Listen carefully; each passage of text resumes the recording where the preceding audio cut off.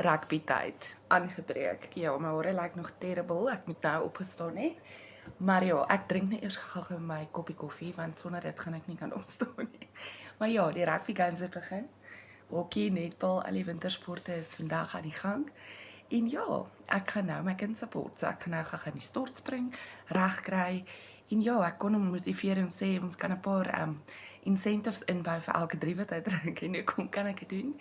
Want ek het 'n digitale addisionele inkomste wat vir my in die agtergrond hardloop. So die van julle wat meer wil weet van online marketing, social media en digitale bemarking en hoe jy jou eie aanlyn besigheid kan begin en ook so op 'n Saterdagoggend energie kan hê, wel kom ons vat net nog 'n slukkie koffie, dan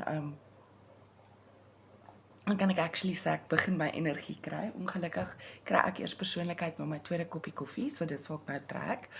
Maar ja, as jy meer inligting wil hê, asseblief stuur vir my ja in die comments. Ek deel graag hierdie free blueprint met jou. En tweedens, laat weet my wat se sporte julle kinders speel en of julle ook vanoggend vroeg opstaan om hulle te gaan support. Hoop julle het 'n awesome dag.